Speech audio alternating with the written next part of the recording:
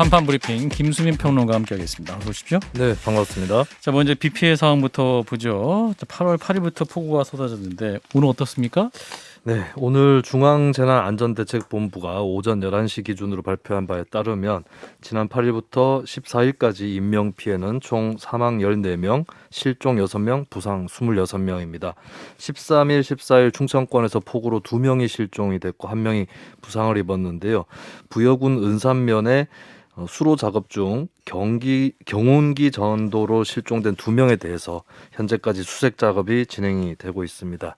폭우로 전국 7개 시도 56개 시군구에 3,881세대 7,692명이 대피 중입니다. 그렇군요. 충청권에 굉장히 피해가 많은데 장마 전선 예상보다 좀 빨리 남하고 있고 오늘 또다시 전국 곳곳에 비가 내리고 있죠. 네. 내린다고 하고. 그렇습니다. 장마 전선이 남하하면서 오늘 늦은 오후부터 수도권을 포함한 중부 지방에 영향을 주고 또 16일 오전 남부 지방으로 이 정체된 장마 전선이 확대가 됩니다. 강수량은 전국 30 내지 100mm로 예상이 되고요. 중부 지방은 오늘 16일 오전 0시부터 3시까지 그 전후에 비가 그쳐서 강수 지속 시간은 다소 짧지만 시간당 30 내지 50mm의 많은 비가 내릴 것으로 예상이 됩니다. 남부 지방은 16일 이른 오전부터 오후까지 비가 내리고요. 북쪽의 찬 공기, 남쪽의 따뜻한 공기가 충돌하는 충남, 전북 이 지역에는 150mm의 비가 쏟아질 것으로 예상이 됩니다. 비구름은 남쪽으로 내려갈수록 속도가 느려져서 남해안 지역과 제주를 중심으로 오는 17일 오후까지 비가 이어질 것으로 전망이 되고요. 19, 20일에는 다시 정체 전선이 발달해서 전국적으로 한 번 더 비가 내립니다. 예, 이번 주에도 계속 뉴스를 들으시면서 또 관련 속보도 들으시고 비 피해가 없도록 또 대비하셔야겠습니다. 자, 오늘 광복절이었습니다. 77주년인데 대통령의 경축사 얘기부터 들어볼까요? 네, 일제강점기 시절 독립운동은 자유인권 법치가 존중되기 위한 나라를 세우기 위한 것으로 독립운동은 거기서 끝나지 않고 산업화 과정, 민주주의 발전 과정을 통해서 계속되어 왔다. 이제는 세계 시민의 자유를 지키고 확대하는 것으로 발전돼야 한다라고 윤석열 대통령 오늘 경축사에서 이야기를 했습니다. 예. 일본에 대해서는 과거 우리의 자유를 되찾고 정치적 지배로부터 벗어나야 하는 대상이라면서 일본은 이제 세계 시민의 자유를 위협하는 도전에 맞서 함께 힘을 합쳐 나가야 하는 이웃이라고 밝혔습니다. 한일 관계가 미래와 시대적 사명을 향해 나아갈 때 과거사 문제도 제대로 해결될 수 있다라고 하면서 한일 관계 포괄적 미래상을 제시한 김대중 오부치 선언을 계승하여 한일 관계를 빠르게 회복하고 발전시키겠다라고 했고요. 예. 그리고 북한이 핵 개발을 중단했을 때 우리 정부가 제안할 담대한 구상을 제시하기도 했습니다. 대규모 식량 공급 프로젝트 발전, 송배전 인프라 지원과 같은 내용들이 담겼습니다. 예. 자, 일단 광복절 축사 얘기부터 해보죠. 일단은 가장 핵심은 이제 한일 관계 관련 메시지인데 강제동원 피해자들 경우는 또 일본의 협상에 불참하고 있고 또 위안부 피해자들의 경우는 또 위안부 언급이 없었다 이런 비판도 나오고 있습니다. 자, 어떻게 들으셨는지 김성애 소장부터 말씀 주시죠. 일단 강제 동원 피해자들은 지금 협상이 진행 중인데 이게 뭐 쉽게 얘기하면 전범 기업이라고 불리는 뭐 M사 이런 데들이 한국에 있는 자산을 동결해 놓은 것을 19일에 대법원 판결에 따라서 현금화할 수 있는 상황이지 않습니까? 예. 거기에 대한 논의를 하고 있는데 이게 사실은 우리에게는 되게 중요한 하나의 지렛대거든요. 일본과의 협상에 있어서. 예. 근데 주일 대사가 먼저 나서서 그렇게 하면 안 된다라고 이야기를 하는 이유는 저는 잘 모르겠어요. 그리고 또 한편으로는 지금 이제 민관 협의체를 만들어서 관련된 논의를 하고 있고 처음에 두 차례는 피해자 측에서 참여를 했다가 이제 외교부는 법원에다가 서류 제출했는데 의견서 내용은 안 보여주겠다. 그 주일 대사는 그렇게 얘기를 하니까 피해자가 또 화가 나서 지금 나갔단 말이죠. 근데 이 문제가 어떻게든 해결은 해야 되거든요. 그러니까 해결해야 되는데 피해자 전원이 만족하는 모두가 행복한 안이라는 게 세상에 존재하지 않는 거 누구나 알지 않습니까? 그럼 정부가 지금 할 일은 솔직하게 입장을 밝히고 피해자들에게 용서를 구하고 또 한편으로 이해를 구하고 일부라도 함께 갈 수 있는 그림을 만들면 좋을 텐데 그 일부조차도 껴안을 힘이 없다는 것. 그리고 아직도 모든 것을 비밀로 하면서 외교부가 알아서 할 테니까 라고 말하는 것 자체가 그럼 뭐하러 민관협의체는 만든 것인지 예. 저는 완벽한 합의를 요구하는 것이 아니고요. 일본 측의 주장대로 있는 것이면 중간 접점에서 만나려면 우리가 먼저 좀 우리 피해자들에게 설명하고 이해를 구하는 태도를 좀 먼저 취했으면 좋겠다는 생각입니다. 네, 김재혁 대변인께서는 그 정말 골치 아픈 문제죠. 힘든 문제고요. 예. 왜냐하면 일본 최고법원 같은 경우는 강제징용 피해에 대해서 보상할 필요가 없다라고 결정을 내렸고 우리 대법원은 받아야 된다라고 결정을 두 나라의 최고법원이 그렇게 결정을 내렸기 때문에 정부는 거기에 따라갈 수밖에 없거든요. 예. 그럼 양쪽 정부가 충돌할 수밖에 없어요. 그러니까 이런 것들을 사실 외교로 풀려고 하려면 시간이 좀 필요하고 네. 그리고 오늘 뭐 대통령이 일단 한일 관계에 대해서 좀 더 미래를 바라보면서 긍정적으로 가자라는 그 사인을 내놓은 것 자체가 중요하다고 생각을 합니다. 이게 하루아침에 해결될 수가 없거든요. 예. 위안부 문제에 대해서도 그동안에 이제 몇 년 동안에 서로의 감정이 쌓일 대로 쌓여왔기 때문에 예. 일단 양국 정부가 한 발 뒤로 물러서서 그다음에 어떻게 우리가 대화와 타협으로 이 문제를 해결할 수 있고 또 각자의 정치적인 이해관계가 있으니까 예. 각 국민의 자존심이 상하지 않는 그런 범위를 어떻게 만들어낼 것인가 하는 지혜를 좀 모아야 된다. 그렇게 생각을 합니다. 저도 이제 한 발씩 물러서자는 말씀에 참 동의를 하면서도 지금 야스쿠니에다가 또 가서 지금 공납을 하지 않습니까? 일본 같은 경우 총리가 직접 사비를 들여서 했다고는 하지만 이제 공납을 하고 있고 두 명은 또 A급 전범 있는 데 가서 신사 참배도 하고 있고 근데 우리 정부에 설명까지 했다는 거예요. 우리 정부는 알고 있었다는 거죠. 알고 있었는데 손을 내민다. 그러니까 저쪽은 침뱉고인데 우리가 손 내미면 이게 좀 대화가 됩니까? 아니 유감 표명할 건 유감 표명을 하고 대화를 할 건 대화를 해야 된다고 얘기를 해야 되는데 예. 우리가 일본에게 저자세로까지 저들이 저렇게까지 공격적으로 나오는데 우리가 그냥 친하게 지내자라고 하면 그래서 잘 되지 않을 것 같습니다. 입장 있으신가요? 아니 뭐 예를 들면 그 둘이서 싸웠잖아요. 네. 둘이서 싸우고 감정적으로 그리고 또 이제 본인만 예를 들면 두 사람이 그냥 개인적으로 싸우면 한 사람이 양보하면 되는데 예. 국가 간의 관계니까 그럴 수가 없단 말이에요. 네. 그래서 더욱 국민 감정이라는 게 있고 또 그 정치인들이기 때문에 표를 생각하지 않을 수 없거든요. 예. 아마 일본의 그 우익이나 그런 사람들도 자기들 표를 생각해서 그럴 거라고 생각합니다. 근데 과거에 이제 김대중 대통령 때 한일 관계 정상화를 할 때요. 일본의 대중문화 수입을 하겠다고 선언을 했단 말이에요. 그때 저도 지금 기자였기 때문에 생각이 나는데 어마어마한 비난에 휩싸였습니다. 도대체 일본의 외색 문화, 저질 문화 들여다가 나라 망하게 할 생각이냐라고 했는데 그때 거꾸로 그때 이후로 우리나라 문화가 일본으로 우리 이제 겨울연가 이런 드라마가 일제히 일본에 상륙하기 시작하면서 그 한류 붐이 일기 시작했고 그것이 결국은 K-팝이라든가 이런 전 세계로 퍼져나가는데 하나의 도움이 됐거든요. 저는 일본 관계는 어쨌든 크게 보면 한일 관계는 개선돼야만 한다. 그런 예. 대명제가 있고요. 하지만 그 이전에 쌓인 아픔들 때문에 이게 쉽지 않다는 것들을 알고 있어서 그 김성애 그 소장님 말씀 충분히 저도 그 받아들이고 그 한국민으로서 어떻게 안 그러겠어요. 하지만 누군가는 이렇게 막후에서는 양쪽 정부가 알겠습니다. 네, 좀 풀어나가야 된다. 정치 역할이 필요하겠다라는 걸로 정리하겠습니다. 자, 정치 얘기해 보겠습니다. 지난 토요일이죠. 8월 13일 국민의힘 이준석 전 대표가 기자회견을 열어서 대통령 또 윤핵관들을 공격까지 했습니다. 그 연휴 내내 폭풍이 계속되고 있죠.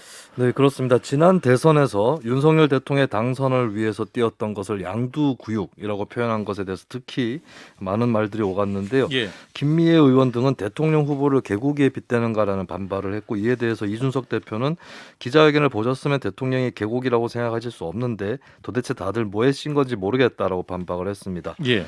그리고 이 대표는 라디오에 출연을 하겠다는 그 방송을 예고를 한 다음에 오늘 SNS에. 아침에 네. CBS 김현정의 뉴스쇼에 출연을 했는데요. 개고기 논란에 대한 해명도 있었습니다. 개고기라고 하는 것은 우리가 선거 과정에서 팔았던 모든 가치와 어떤 재앙점들을 얘기하는 거다. 사람의 국한에 생각할 이유가 없다. 뭐 이런 얘기들을 했습니다. 네, 국민의힘 내부에서 어떤 얘기 나오고 있습니다. 비판 여론이 굉장히 많은 것 같아요. 네, 일단 옹호 여론도 있었는데요. 자랑스럽고 짠한 국민의힘 우리 대표라고 하는 김웅 의원의 언급도 있었고 예. 이준석은 여의도에 먼저 온 미래다라고 하는 김병욱 의원의 지원도 있었습니다. 근데 비판하는 목소리로는 그동안에 어떤 사안에서는 이준석 대표를 옹호하기도 했었고 또 예. 어떤 사안에서는 또 비판을 하기도 했었는데 홍준표 대구시장이 다시 한번 입장을 밝혔습니다. 더 이상 이준석 신드롬은 없습니다. 막말을 쏟아내면서 때를 쓰는 모습은 보기에 참 딱합니다.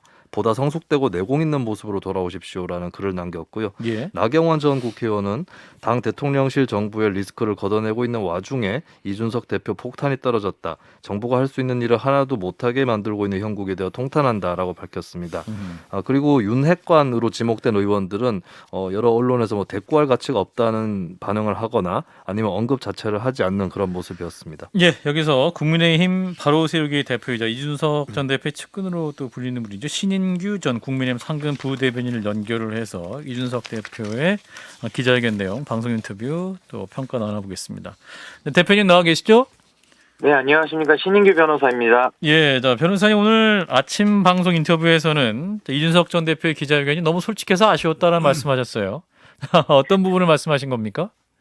예, 제가 이제 서두에 좀 얘기했던 것이 이제 전체인 듯이 이제 보도가 좀 되었는데요. 예. 저희 메시지의 핵심은 이준석 대표의 가지고 있는 그런 문제의식이 저는 매우 타당하다라는 의견이었고요. 예. 다만 이제 지도자의 그런 감정 같은 것들이 좀 드러나다 보니까 이제 그 문제되는 그 발언 이후에 이준석 대표가 제기했던 좋은 메시지들이 다 묻혀버리면서 이제 그 메시지만 남아버리면서 이제 조금 예. 그런 부분들이 아쉬웠다는 취지였고요. 예. 이준석 대표가 송곳으로 그런 핵심을 찌르는 이제 문제 제기를 했는데 예. 결국은 그 보수가 세대 확장으로 이어져야 된다. 그리고 또 서진 정책, 영토 확장도 이루어져야 되고 다양한 이슈로 그런 문제 제기를 확장해야 된다라는 문제 의식에는 매우 공감하고 있습니다. 예. 자, 오늘 아침에 이제 김현정의 뉴스쇼에서는 이제 대통령의 이 XX 발언, 그 당시 이제 윤핵관들에게 이준석 대표를 때리라는 지령 역할을 했다고 말을 했죠. 이 부분은 공감하십니까? 뭐 그런 소문은 저도 주변에서 많이 좀 듣고 있었고요. 아, 그랬나요? 사실 그런 당내에서 부분들은 파다하게?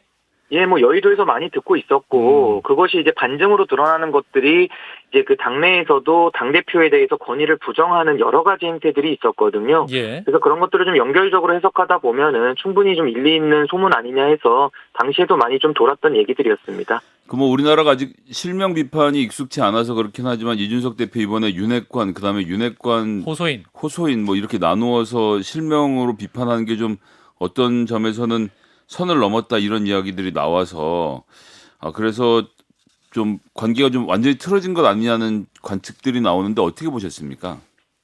근데 뭐 이제 실명이 나와서 이제 그렇게 받아들이실 수는 있는데요. 뭐 예. 이미 다 우리가 알고 있는 실명들 아닙니까? 그러니까 기존에 나와져 있던 공지의 사실을 그저 확인한 거에 불과하고요. 다만 지금 당내에서 지금 이런 여러 가지 문제들이 지금 일련적으로 좀 발생하고 있는데 거기에 대해서 윤핵관 내지는 윤핵관 호소인들이 정말 네. 당의 민주주의를 좀 망치고 있기 때문에 이 부분에 대해서는 강력하게 비판을 해야 된다. 저는 이렇게 보고 있습니다. 그런 비판이 안 받아들여질 경우에는 신당 창당까지 염두에 두고 있는 행보다 이렇게 볼 수도 있을까요? 저는 당원 주권을 침해를 이유로 해서 책임 당원들을 대상으로 해서 가처분 소송까지 지금 제기를 해놓은 상태거든요. 예. 네. 당의 주인이 누구인지를 확인받고 있는 상황 속에서 제가 당의 주인인데 왜 나가겠습니까? 그래서 그런 신당 창당에 대한 것들은 전혀 언급할 가치가 없고요. 이 당의 정당 민주주의를 제대로 함으로써 헌법 가치를 지키는 것이 지금으로서 가장 중요한 것이다. 저는 이렇게 봅니다. 김정욱 대변인. 이게 뭐 제가 질문하기는 상당히 신 변호사 오랜만입니다. 근데 제가 안녕하십니까. 질문하기는 상당히 좀 어려운 그러신가요? 부분이 있는데 예. 그런데 그 당내 민주주의는 어떤 것을 의미하시나요? 예를 들면 다수결의 원칙이라든가 왜냐면 이제 저희가 그 의원총회에서 그 절대다수의 의원들이 지금의 비상사태다라고 인정해서 비대위로 가자라고 이렇게 결의를 했다는 보도를 들었기 때문에 예를 들면 당내 민주주의라는 것은 그런 비상 상황으로 보지 않고 비대위로 가지 않는 것이 옳았다 이렇게 보시는 건가요?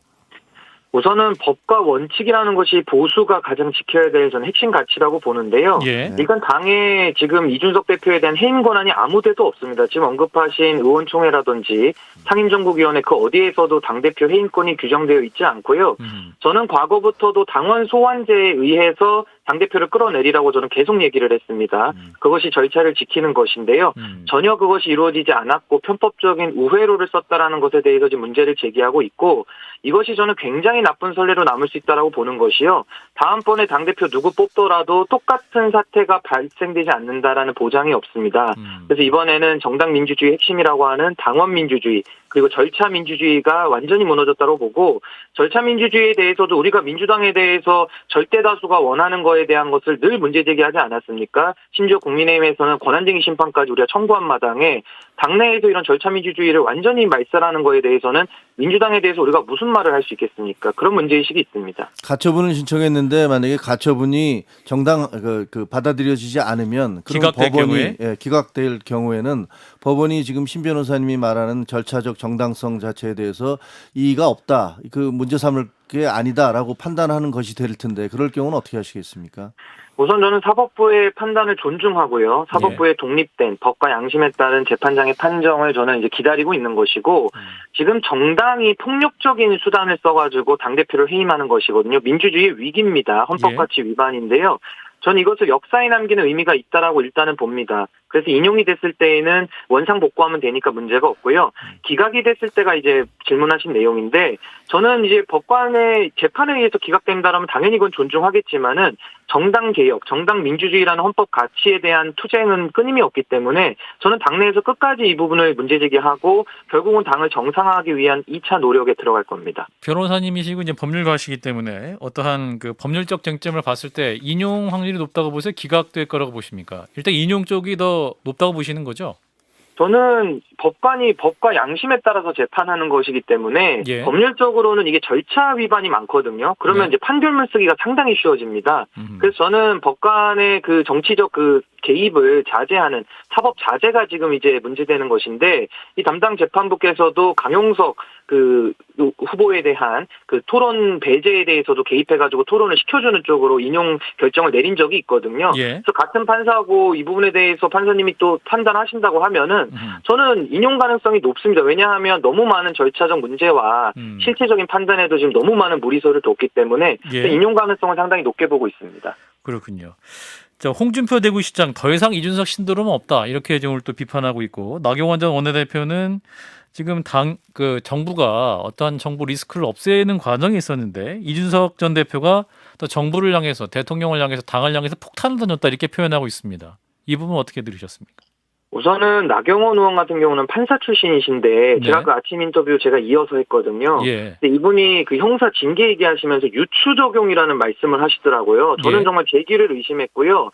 형사법 체계에서 유추 해석 금지의 원칙이라는 것이 대원칙이고 법학도 1학년 때 배우는 거거든요. 예. 그래서 이 부분에 대해 상당히 저는 놀랬고 홍준표 시장 같은 경우는 지금 뭐 이준석 신드롬이 다 끝났다 뭐 그런 평가할 수 있습니다만은 그게 끝났으면 왜 당원 소환제로 해서 떳떳하게 당대표를 끌어내리지 못합니까? 지금 당원 소환제 했을 때는 아무래도 신규 당원들이 많기 때문에 그게 부담돼서 전 당원 소환제 못한다고 보거든요. 예. 그리고 또 하나는 뭐 떼쓴다 딱하다 뭐 이런 식으로 상대를 조롱하고 비하하시는데 예. 지금 부당한 거에 대해서 국민들이 많이 지적하고 있고 여론조사로도 나오지 않습니까?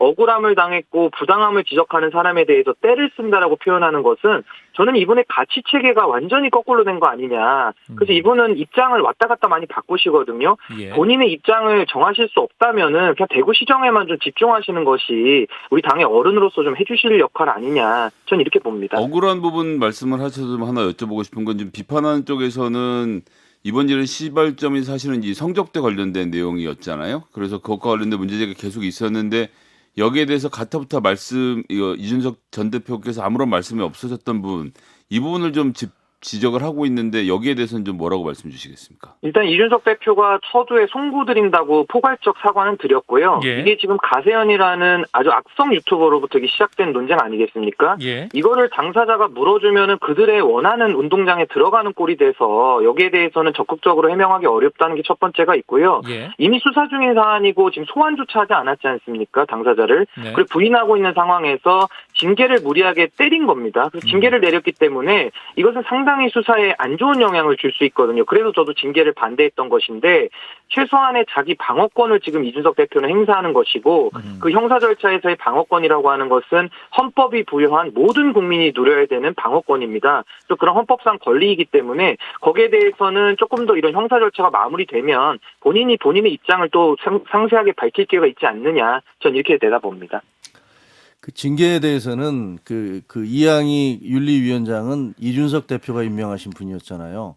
그리고 또 그렇죠. 하나는 저희가 이재명 그 의원에 대해서 당대표 출마에 대해서 사법적 리스크가 있다. 그러니까 당대표가 되고 난 다음에는 경찰이나 검찰의 수사를 받을 가능성이 있기 때문에 당대표에 출마하면 안 된다라고 민주당 내에서는 그런 주장들을 하고 있는 걸로 알고 있습니다. 그러면 예를 들어서 우리 이준석 대표가 현역에 있으면서 성상납이나 이런 것들로 인해서 이런 의혹으로 인해서 경찰에 소환되는 그런 일이 생긴다면 당 대표가 경찰에 가서 조사받는 이런 일이 생기는 거 아닙니까? 그렇다면 윤리위로서는 어쨌든 당 대표의 자리를 내려놓고 그 조사가 완료가 된 다음에 다시 복귀를 하든지 뭐든지 해야 된다라는 그런 판단을 할 수 있는 것도 아닐까요?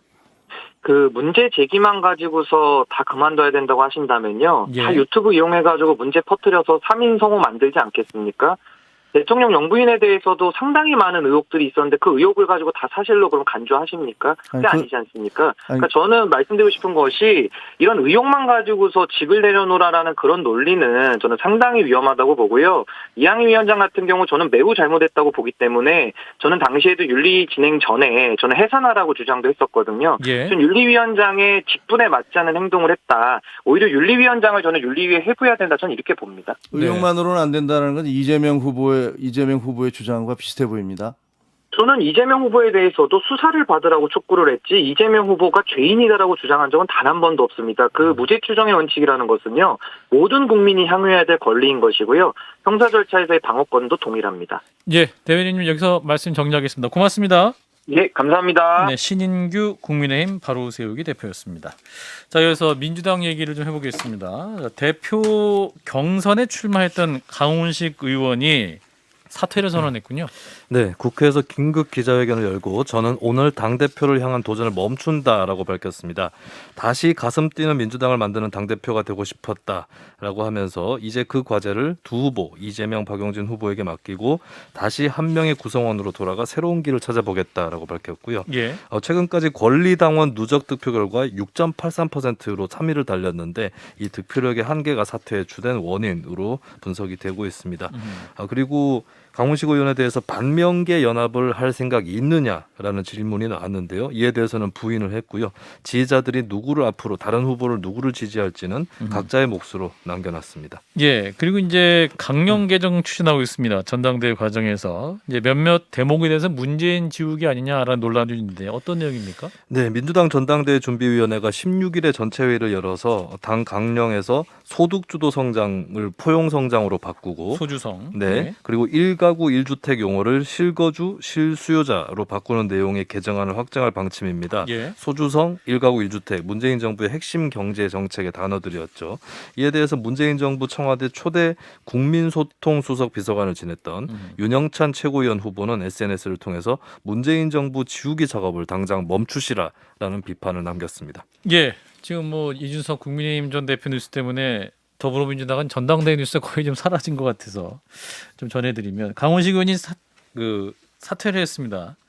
자, 그래도 이번 출마로 얻은 게 일단 뭐가 있을까요? 김성현 소장님부터. 일단 충남 지역에서의 차기 맹주 이것이 이제 강훈식 의원의 기본적인 민주당에 민주당 내에서 충남하면 그래도 강훈식 이제 이런 충청권에서의 차세대 주자로서 역할을 하고 싶었던 것이 있는데 예.